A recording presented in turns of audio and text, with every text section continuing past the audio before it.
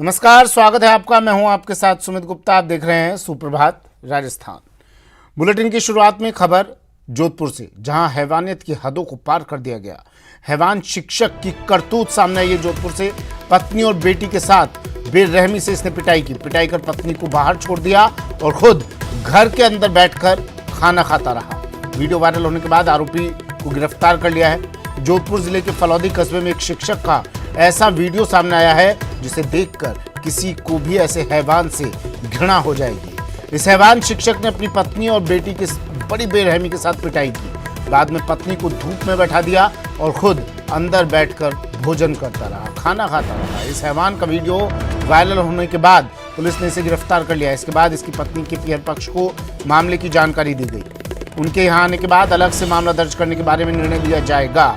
फलौदी थानाधिकारी राकेश ख्यालिया ने बताया कि सोशल मीडिया पर वीडियो वायरल होने के बाद पुलिस ने तुरंत एक्शन लेते हुए प्राइवेट स्कूल के शिक्षक कैलाश सुथार को गिरफ्तार कर लिया। फिलहाल उसे शांति भंग की धारा 151 में गिरफ्तार किया गया है। चंद्रशेखर मेरे सहयोगी हमारे साथ फोन लाइन पर जुड़ गए हैं। चंद्रशेखर, मामला क्या है पूरा? देखिए सुमित, बात करते ये जो फलौदी में जो कैलाश सुथार नामक जो निजी स्कूल का शिक्षक है, इसको लेकर जो पूरा मामला सामने आया है, इसने अपनी पत्नी और बच्चों की जो है निर्मम पिटाई की। आप इस वीडियो में स्पष्ट दिखाई देता है सीसीटीवी में कि जब वो अपनी पत्नी को मार रहा होता है तो उसके बच्चे जो है वो उसे बचाने के बदतस प्रयास करता है, लेकिन वो बच्चों के साथ भी पिटाई करता है। इसके बाद अपनी पत्नी को जो है धूप में बिठाकर और खुद खाना खाने बैठ जाता है। इस दौरान एक पड़ोसी ने इस पूरी घटना का जो है एक वीडियो बनाया और उसे वायरल किया, क्योंकि ये लगातार पड़ोसी का ये कहना है कि वो लगातार जो है मारपीट करता रहता है। आए दिन इसको लेकर पड़ोस भी परेशान थे।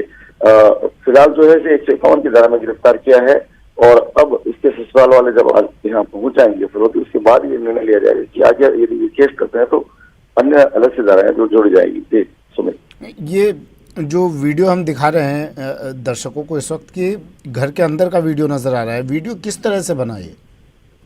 देखिए, जो एक पड़ोस में रहने वाला जो एक व्यक्ति था, उसने जो दीवार के पास खड़े होकर ये पूरा वीडियो बनाया, तब जो है वो जब इसको पता चल जाता है कि वो वीडियो बना रहा है तो वो उसे भी इशारा करता है कि इसको कोई खौफ जो है नजर नहीं आता, सबसे बड़ी बात। और जिस तरह से इसने हैवानियत दिखाई है, लगातार मारपीट बच्चों के साथ और पत्नी के साथ, और पत्नी को जो है लगभग अपना हालत में रख के बाहर जो घर के अंदर धूप में बिठा देता है और खुद बैठ के जिस तरह से खाना खाने बैठ जाता है, तो कहीं ना कहीं एक हैवानियत की पूरी जो मिसाल इसने पेश की है। हालांकि इसने अपनी सफाई में ये कहा है कि उसकी पत्नी जो है मानसिक रूप से थोड़ी ठीक नहीं है, जिसके चलते उससे मारपीट की और उसको अफसोस भी है। लेकिन जिस प्रकार से अड़ोस पड़ोस के लोगों ने पुलिस को बताया कि ये लगातार मारपीट करता है और जैसी दलील ये दे रहा है ऐसी कोई बात है नहीं। तो फिलहाल तो ये जांच का विषय है कि अब जब इसके पियर पक्ष के महिला के पियर पक्ष के लोग आ जाएंगे, इसके बाद क्या जो है किस तरह से जो है वे आगे कदम उठाते हैं।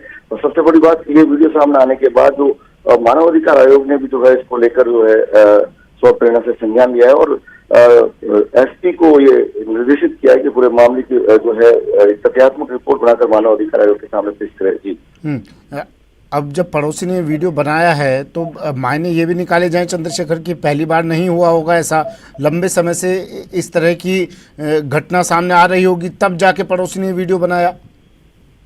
जी, निश्चित तौर पे जो वहाँ से इस तरह से जो सूत्रों के हवाले खबर आ रही है फलौदी से, लगातार कई लंबे समय से जो है वो अपनी पत्नी और बच्चों के साथ मारपीट करता है।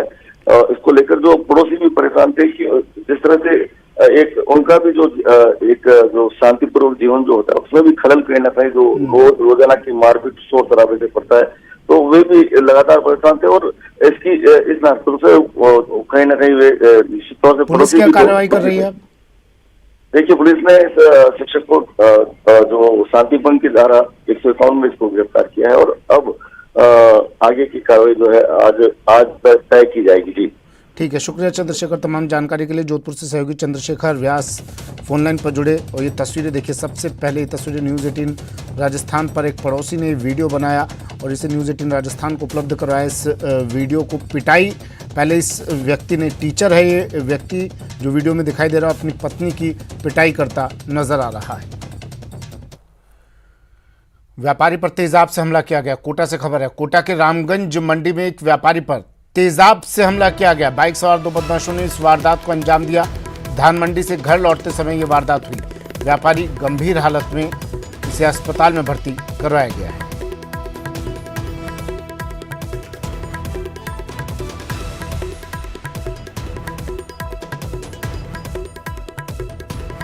कोटा से बड़ी खबर, रामगंज मंडी में एक व्यापारी पर तेजाब से हमला। बाइक सवार दो बदमाशों ने दिया वारदात को अंजाम। गंभीर हालत में व्यापारी को करवाया गया अस्पताल में भर्ती। पंचमुखी पुलिया के पास इस वारदात को अंजाम दिया गया। व्यापारी का नाम बजरंग लाल बताया जा रहा है, जो गंभीर रूप से जख्मी हो गए हैं। उन्हें झालावाड़ रेफर किया गया है। कोटा से ओम प्रकाश फोन लाइन पर जुड़ गए। ओम प्रकाश, क्या कुछ पता चल पाया इन आरोपियों का? पुलिस क्या कर रही है? व्यापारी की हालत क्या फिलहाल? व्यापारी की हालत गंभीर बनी हुई है और गंभीर हालत में ही फिलहाल प्रारंभिक जो उपचार करने के बाद उसको पास में के झालावाड़ के जिला अस्पताल में रेफर कर दिया गया है। और इस घटना के बाद व्यापारियों में एक तरफ से आक्रोश है, वही फिलहाल जो आरोपी है उनके बारे में कोई सुराग हाथ नहीं लग पाया। लेकिन बताया जा रहा है कि ये धान मंडी से घर लौटते समय जो पंचमुखी हनुमान जी के मंदिर के पास जो रेलवे अंडरपास है वहां, क्योंकि सुनसान इलाका जब हो जाता है शाम के वक्त, उस समय बदमाशों ने दो बाइक सवार बदमाशों ने वो वारदात को अंजाम दिया। वारदात का मकसद क्या था, इसके बारे में भी फिलहाल कोई पुलिस कुछ कहने से बच रही है। लेकिन ये कहा जा सकता कि फिर से रामगंज मंडी जैसे कस्बे में इस तरह की हुई वारदात के बाद स्थानीय व्यापारियों में आक्रोश व्याप्त है। और फिलहाल जो रामगंज मंडी थाना पुलिस है वो मामले की जांच करने की बात कर रही है। जी ठीक है, शुक्रिया ओम प्रकाश तमाम जानकारी के लिए।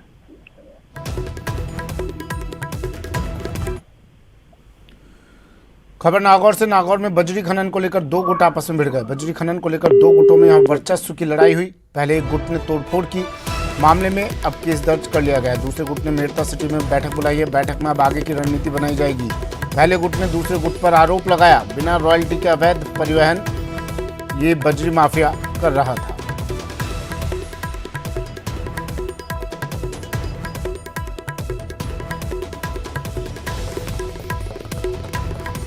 नागौर में बजरी खनन को लेकर दो गुट आपस में भिड़ गए। बिना रॉयल्टी के अवैध बजरी परिवहन का लगाया आरोप। अवैध परिवहन कर रहे हैं माफिया, ये आरोप लगाया। बजरी खनन को लेकर दो गुटों में वर्चस्व की लड़ाई।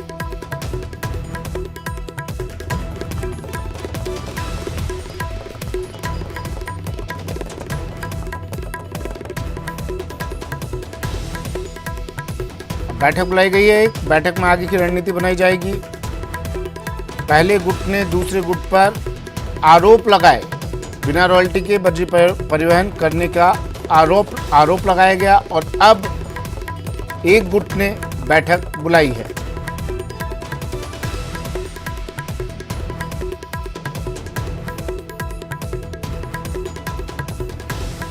महेंद्र मेरे सहयोगी हमारे साथ फोन लाइन पर जुड़ गए हैं। महेंद्र, क्या ये पूरा मामला?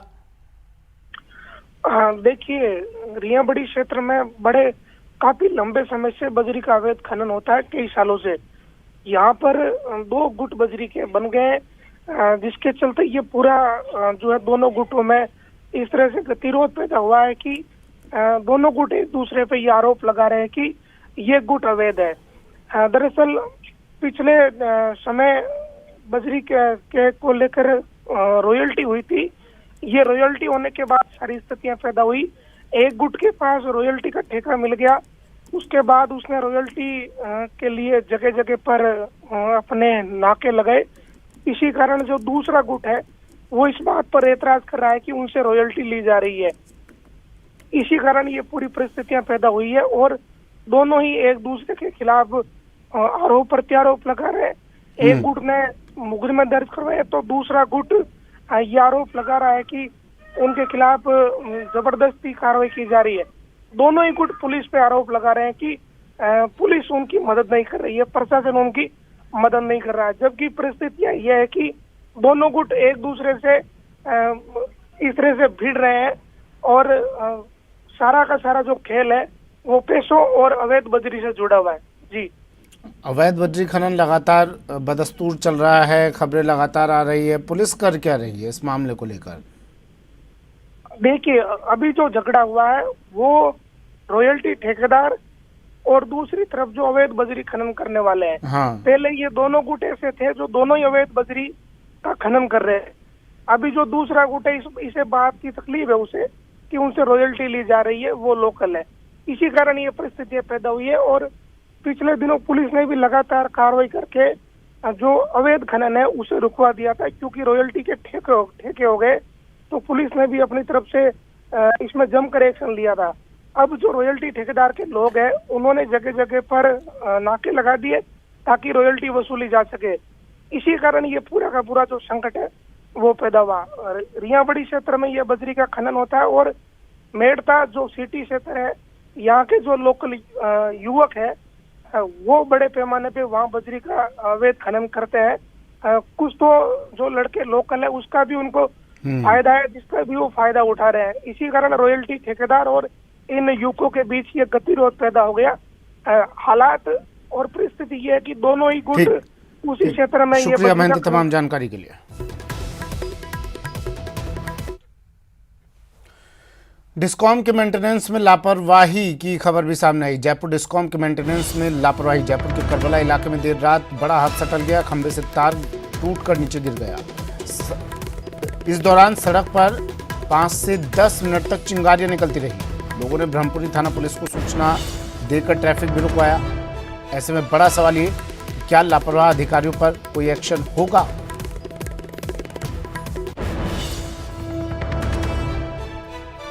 जयपुर डिस्कॉम के मेंटेनेंस में लापरवाही की तस्वीर फिर एक बार सामने आई। जानलेवा लापरवाही थी ये। लोगों ने सूचना दी, लेकिन सवाल ये, पुलिस को सूचना दी और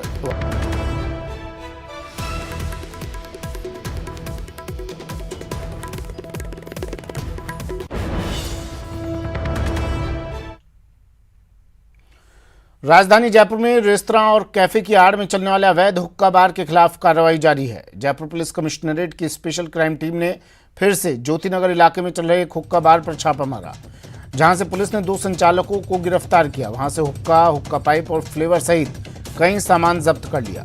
उनके खिलाफ कोटपा एक्ट के तहत केस दर्ज किया है। वहीं हुक्का बार में मौजूद 6 अन्य लोगों को शांति भंग में गिरफ्तार किया गया।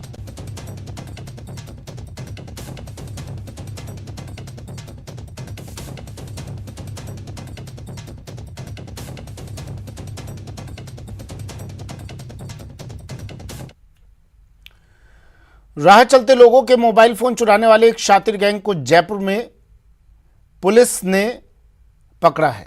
ये कार्रवाई एसएमएस थाना पुलिस और जिला स्पेशल टीम ने की, जिन्होंने गैंग में शामिल 6 बदमाशों को गिरफ्तार किया।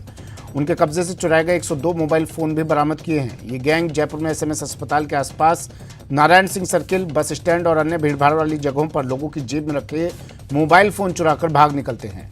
इन चुराए गए मोबाइल फ़ोन को मेवात क्षेत्र में बेचते हैं। वहीं ज़रूरत पड़ने पर लोगों को भी मोबाइल फ़ोन बेचते हैं।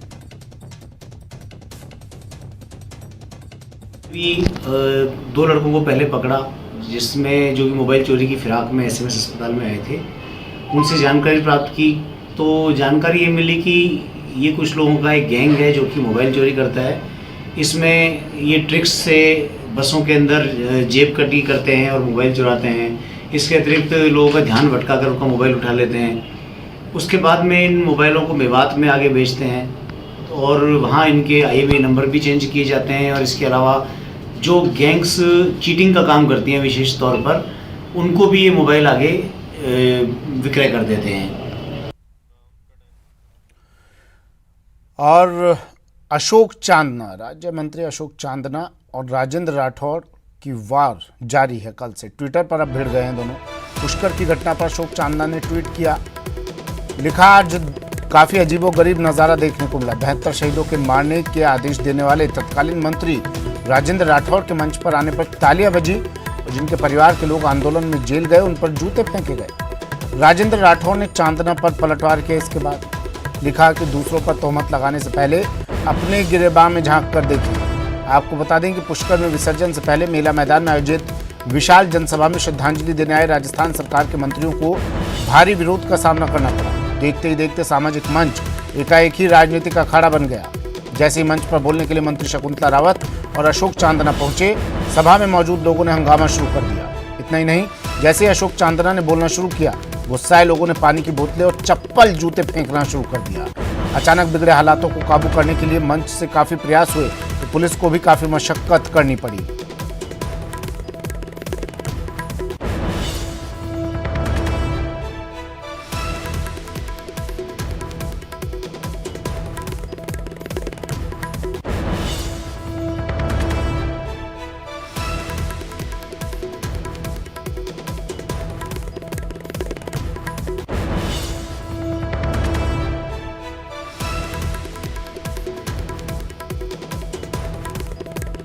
किरोड़ी सिंह बैसला के अस्थि विसर्जन से पहले पुष्कर के मेला ग्राउंड में हुई गुजर सभा में कांग्रेसी नेताओं को विरोध झेलना पड़ा। जूते चप्पल तक दिखाए गए इन्हें। इसके बाद राज्य मंत्री अशोक चांदना ने ट्वीट किया और पूर्व मंत्री राजेंद्र राठौड़ ने भी चांदना के ट्वीट का जवाब दिया। अशोक चांदना ने लिखा कि अद्भुत नज़ारा आज देखने को मिला। 72 शहीदों के मारने के आदेश देने वाले तत्कालीन मंत्री राजेंद्र राठौड़ के मंच पर आने पर तालियां बजी और जिनके परिवार के लोग आंदोलन में जेल गए उन पर जूते फेंके गए। ट्वीट भी आपको दिखा रहे हैं, देखिए, और इसका जवाब भी दिया। पूर्व मंत्री राजेंद्र राठौड़ ने इसका जवाब दिया, रिट्वीट किया पहले अशोक चांदना के इस ट्वीट को और लिखा कि दूसरों पर तोहमत लगाने से पहले अपनी गिरेबान में झांक कर देखिए कि आखिर हुजूर ये हालत क्यों बनी। साथ ही उन्होंने आगे भी लिखा कि दूसरों की पकी हुई फसल को काटकर अगर अपने खेत में ले जाओगे तो परिणाम ऐसे ही निकलेंगे। अभी तो आगे आगे देखो होता है क्या। ये तस्वीरें आपको दिखा रहे हैं उस वक्त की जब ये सभा हुई थी, अस्थि विसर्जन कार्यक्रम हुआ था, लेकिन उससे पहले जूतम पैजार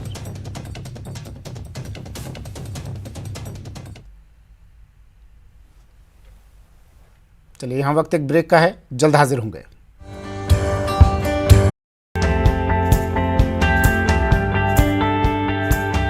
जंगल जानवरों के लिए है और उनके रिहायशी इलाकों में इंसानों का दखल जितना कम हो वो उनकी सेहत के लिए उतना ही अच्छा है। इसी वजह से वन्य जीव प्रेमी रणथंभौर टाइगर रिजर्व में फुल डे और हाफ डे सफारी का विरोध कर रहे थे और अब ऐसी खबर आ रही है कि उनकी मांग जल्द पूरी हो सकती है।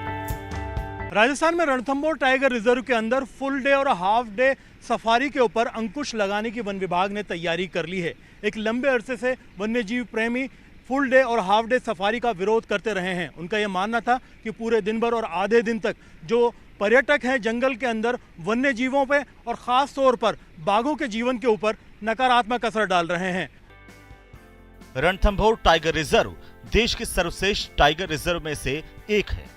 देश के अलग अलग हिस्सों के साथ साथ यहाँ दुनिया भर से पर्यटक बाघ देखने के लिए आते हैं। पर्यटक यहाँ पर हाफ डे और फुल डे सफारी के जरिए बाघों को नजदीक से देखते हैं, लेकिन इंसानों की आवाजाही की वजह से बाघों को परेशानी का सामना करना पड़ता है और उनकी आवाजाही भी प्रभावित होती है।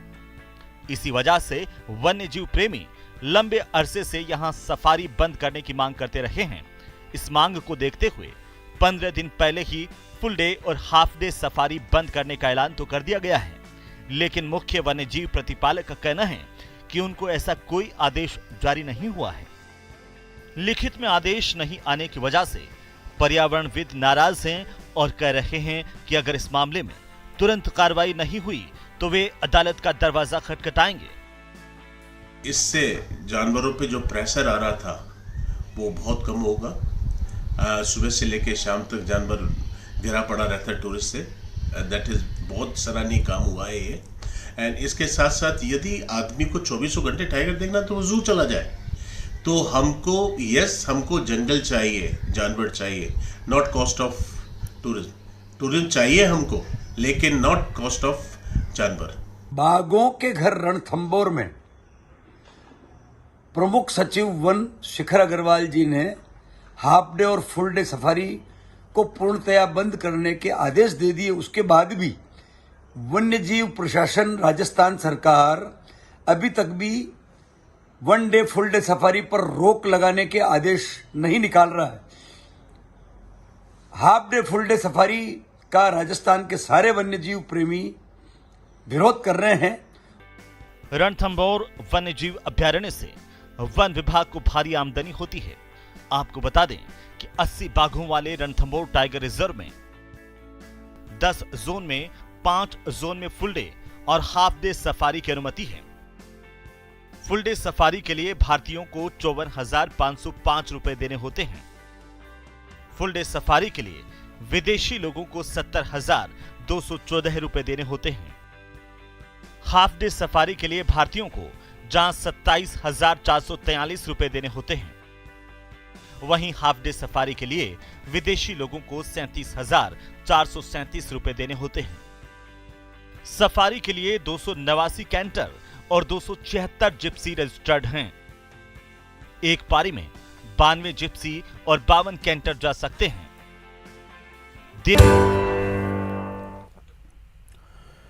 ब्रेक के बाद स्वागत है आपका। बढ़ते हैं अगली खबर की ओर। भारत की ओर से केंद्रीय जल शक्ति मंत्री गजेंद्र सिंह शेखावत और डेनमार्क की तरफ से पर्यावरण मंत्री लिया वर्मलीन ने एमओयू पर हस्ताक्षर किए। दोनों नेताओं ने जल क्षेत्र में सहयोग पर बैठक भी की। शेखावत ने कहा कि एमओयू प्रधानमंत्री नरेंद्र मोदी जी के नेतृत्व में रिन्यूएबल एनर्जी के प्रति भारत की प्रतिबद्धता को रेखांकित करता है कि हम कार्बन उत्सर्जन कम करने की वैश्विक जवाबदेही में अपनी भूमिका समझते हैं। इस संदर्भ में मोदी जी ने ग्लासगो में विश्व को पंचामृत मंत्र भी दिया था।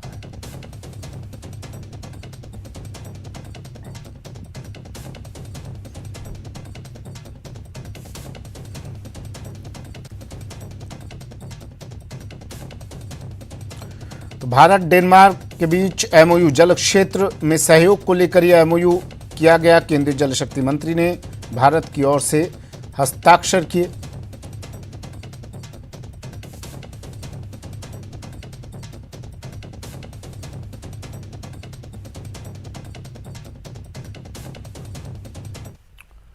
जयपुर में जलदाय मंत्री डॉक्टर महेश जोशी ने गायों के इलाज के लिए विप्र फाउंडेशन की ओर से निःशुल्क दवा वितरण की सराहना करते हुए उम्मीद जताई कि कोरोना की तरह राजस्थान लंपी बीमारी से भी जल्द उभर जाएगा। डॉक्टर जोशी ने सोमवार को विप्र फाउंडेशन की लंपी रोधी होम्योपैथी दवा का वितरण भी किया। समाज के लोग, चाहे वो किसी भी जाति के हों, किसी भी समाज के हों, सब लोग चाहिए। इस दिशा में आज विप्र फाउंडेशन ने अपनी जिम्मेदारी समझते हुए लंपी स्किन डिजीज के खिलाफ उसको कम करने के लिए, उसको खत्म करने के लिए बीड़ा उठाया है। राजेश कन्नड़ जी और उनके सारे साथी आज ये होम्योपैथी के माध्यम से इस बीमारी का इलाज कर रहे हैं, दवा वितरण का काम शुरू कर रहे हैं। समझाएंगे जो पशुपालक हैं उनको कि किस तरीके से दवा देनी है, जीभ पर डालनी है, जीभ पर किसी कारण से नहीं डले तो पार्ले बिस्कुट में गुर्दे टपका कर गायों को पिलानी है। हम उम्मीद करके चलते हैं कि ये होम्योपैथी जो इसकी दवा है, ये जैसे कोरोना में होम्योपैथिक दवाएं कारगर रही उस तरीके से ये दवाएं कारगर रहेंगी।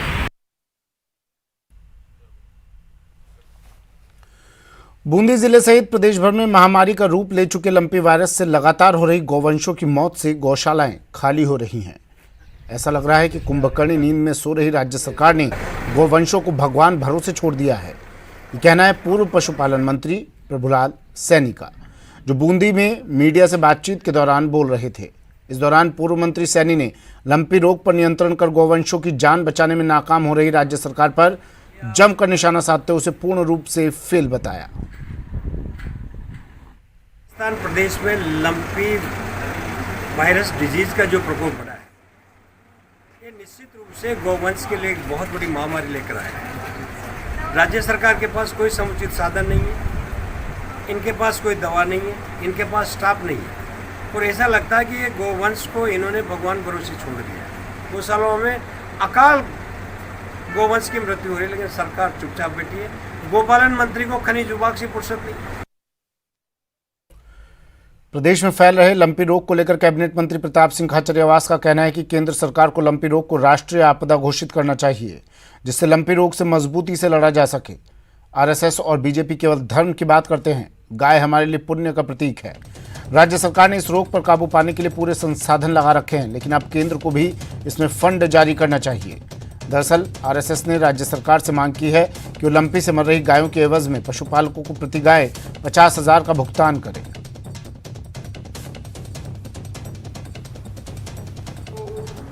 आरएसएस और बीजेपी के लोगों को समझ लेना चाहिए, गौ माता के लिए केंद्र सरकार को पॉलिसी घोषित करनी चाहिए।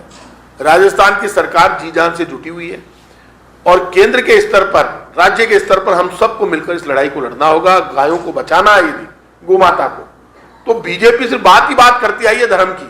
अब वक्त है जब बीजेपी को आगे बढ़कर राज्य सरकारों से बात करके और पूरा तैयारी करनी चाहिए। और जयपुर में आप हिंगोनिया गौशाला हमारे लिए आइडियल है, वहां पे अलग से लंपी के गायों को हम रख रहे हैं। वहां मैं खुद जाके दौरा कर चुका हूं और ये मामला ऐसा हो गया, पूरे देश में हालात बहुत स्पेशल है और इनको राष्ट्रीय आपदा घोषित करनी चाहिए। और राष्ट्रीय आपदा घोषित करके सब लोगों को मिलकर इस पर काम करना होगा। इसको बीजेपी कांग्रेस में नहीं बांटा जाए। गौ माता हमारे लिए सम्मानीय है, हमारे धर्म का प्रतीक है, हमारे पुण्य का प्रतीक है, हमारे लिए सेवा का प्रतीक है। तो गौ माता के लिए राजस्थान की सरकार जी जान से जुटी हुई है, हम जान लड़ा देंगे। दौसा के बांदीकुई पुलिस थाने में सोमवार को एक अजीबोगरीब मामला सामने आया। थाने में 18 घंटे से पेड़ के नीचे बंधी भैंस के 2 मालिक सामने आ गए और दोनों ने इस पर अपना अपना हक जता दिया। असमंजस में उलझी पुलिस ने जांच के लिए दोनों परिवारों की महिलाओं को बुलाकर भैंस की पहचान करवाई, तो इन्होंने भी अपना बता दिया। काफ़ी समझाइश के बाद ये नहीं माने तो पुलिस ने भैंस की डीएनए जांच करवाने और मंदिर में चलकर ईमान धर्म उठाने की बात कही, तो एक पक्ष पीछे हट गया।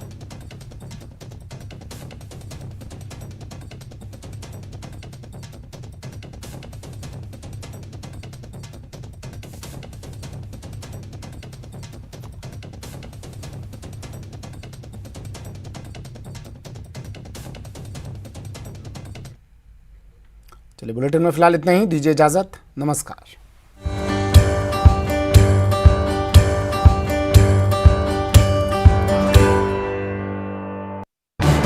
इस न्यूज हेडलाइंस के प्रायोजक पेट सफा आयुर्वेदिक जून, पेट सफा हर रोग दफा।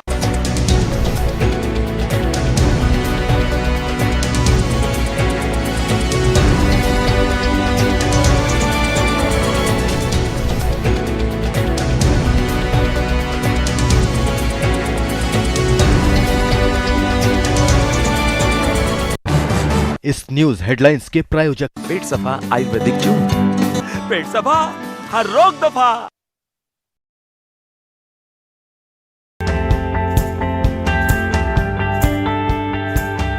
जंगल जानवरों के लिए है और उनके रिहायशी इलाकों में इंसानों का दखल जितना कम हो, वो उनकी सेहत के लिए उतना ही अच्छा है। इसी वजह से वन्य जीव प्रेमी रणथंभौर टाइगर रिजर्व में फुल डे और हाफ डे सफारी का विरोध कर रहे थे और अब ऐसी खबर आ रही है कि उनकी मांग जल्द पूरी हो सकती है। राजस्थान में रणथंभौर टाइगर रिजर्व के अंदर फुल डे और हाफ डे सफारी के ऊपर अंकुश लगाने की वन विभाग ने तैयारी कर ली है। एक लंबे अरसे से वन्यजीव प्रेमी फुल डे और हाफ डे सफारी का विरोध करते रहे हैं। उनका यह मानना था कि पूरे दिन भर और आधे दिन तक जो पर्यटक हैं जंगल के अंदर वन्य जीवों पे और ख़ास तौर पर बाघों के जीवन के ऊपर नकारात्मक असर डाल रहे हैं।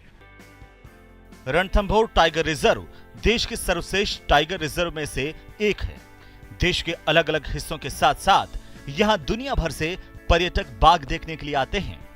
पर्यटक यहाँ पर हाफ डे और फुल डे सफारी के जरिए बाघों को नजदीक से देखते हैं, लेकिन इंसानों की आवाजाही की वजह से बाघों को परेशानी का सामना करना पड़ता है और उनकी आवाजाही भी प्रभावित होती है। इसी वजह से वन्य जीव प्रेमी लंबे अरसे से यहां सफारी बंद करने की मांग करते रहे हैं। इस मांग को देखते हुए 15 दिन पहले ही फुल डे और हाफ डे सफारी बंद करने का ऐलान तो कर दिया गया है, लेकिन मुख्य वन्य जीव प्रतिपालक का कहना है कि उनको ऐसा कोई आदेश जारी नहीं हुआ है। लिखित में आदेश नहीं आने की वजह से पर्यावरणविद नाराज हैं और कह रहे हैं कि अगर इस मामले में तुरंत कार्रवाई नहीं हुई तो वे अदालत का दरवाजा खटखटाएंगे। इससे जानवरों पे जो प्रेशर आ रहा था वो बहुत कम होगा। सुबह से लेकर शाम तक जानवर घिरा पड़ा रहता है टूरिस्ट से। दैट इज बहुत सराहनीय काम हुआ है ये। एंड इसके साथ साथ यदि आदमी को 24 घंटे टाइगर देखना तो वो जू चला जाए। तो हमको जंगल चाहिए, जानवर चाहिए, not cost of tourism. Tourism चाहिए हमको, लेकिन नॉट कॉस्ट ऑफ जानवर। बाघों के घर रणथंभौर में प्रमुख सचिव वन शिखर अग्रवाल जी ने हाफ डे और फुल डे सफारी को पूर्णतया बंद करने के आदेश दे दिए। उसके बाद भी वन्य जीव प्रशासन, राजस्थान सरकार अभी तक भी one day full day safari पर रोक लगाने के आदेश नहीं निकाल रहा है। Half day full day safari का राजस्थान के सारे वन्य जीव प्रेमी विरोध कर रहे हैं। रणथंभौर वन्य जीव अभ्यारण्य से वन विभाग को भारी आमदनी होती है। आपको बता दें कि 80 बाघों वाले रणथंभौर टाइगर रिजर्व में 10 जोन में 5 जोन में फुल डे और हाफ डे सफारी की अनुमति है। फुल डे सफारी के लिए भारतीयों को 54,505 रुपए देने होते हैं। फुल डे सफारी के लिए विदेशी लोगों को 70,214 रुपए देने होते हैं। हाफ डे सफारी के लिए भारतीयों को जहां 27,443 रुपए देने होते हैं,